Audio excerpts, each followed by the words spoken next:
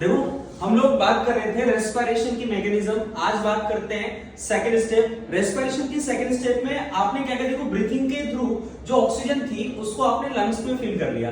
अब ऑक्सीजन जो होती है वो लंग्स से ब्लड में कैसे जाती है और ब्लड के थ्रू वो सेल तक कैसे पहुंचती है उनके बारे में बात करेंगे। तो उसके लिए क्या होता है कि इस एटमॉस्फेयर में बहुत सारी गैसेस होती है, सब अपना अपना प्रेशर क्रिएट करती है। तो एक सिंगल गैस कितना प्रेशर क्रिएट करती है उसे हम लोग बोलते हैं पार्शियल प्रेशर, हिंदी में बोलते हैं आंशिक दाब। तो कहने का मतलब ये है कि जो गैसेस का ट्रांसमिशन होता है वो high partial pressure to low partial pressure होता है। अगर हम लोग बात करें सी सरफेस पर टोटल गैसेस जो होती है वो एक प्रेशर क्रिएट करती है जिसका टोटल होता है 760 mmHg, यानी 760 mmHg मेजर किया गया ऑल ओवर गैसेस जो प्रेशर क्रिएट करती है वो।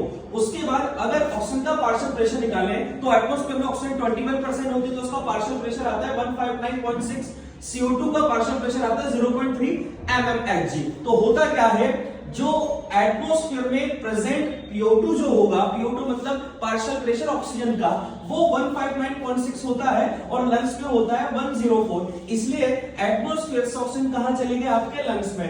लंग्स से ये ब्लड में जाते हैं। ब्लड में भी दो कंडीशन होती है, डीऑक्सीजनेटेड जो ब्लड होगा उसमें पार्शियल प्रेशर 40 mmHg होगा, ऑक्सीजनेटेड में 95 होगा, और सेल में ये पार्शियल प्रेशर कितना हो जाता है 40। इसलिए high partial pressure to low partial pressure oxygen जाती है। इसी तरह सेल जो होती है, अब जैसे ऑक्सीजन क्यों पहुंचती है, ऑक्सीजन जो होती है वो सेल के अंदर इसलिए पहुंचती है ताकि क्या हो सके, ग्लूकोज का ऑक्सीडेशन हो सके, CO2 बने। अब सेल में प्रेजेंट जो CO2 होगी उसका पार्शियल प्रेशर 45 mmHg है, जो ब्लड के अंदर कम हो जाता है, यानी ऑक्सीजनेटेड ब्लड में तो 40 रह जाता है और डीऑक्सीजनेटेड में 45 हो जाता है, और लंग्स में तो और कम हो जाता है यानी 40 mmHg रह जाता है, और एटमॉस्फेयर में तो और कम हो जाता है 0.3 mmHg। इसलिए CO2 जो होती है वो आपकी सेल से ब्लड में, ब्लड से लंग्स में और फिर एटमॉस्फेयर में। अगर डायग्राम से देखें तो ये आपके एल्वेओली में इंस्पिरेशन के थ्रू ऑक्सीजन गई, वहां पर जाने के बाद वो आपके ब्लड में जाएगी। तो देखो यहाँ पर आपका हार्ट है, हार्ट में देखो दो ऑरिकल होते हैं, दो वेंट्रिकल होते हैं। तो सबसे पहले क्या होता है,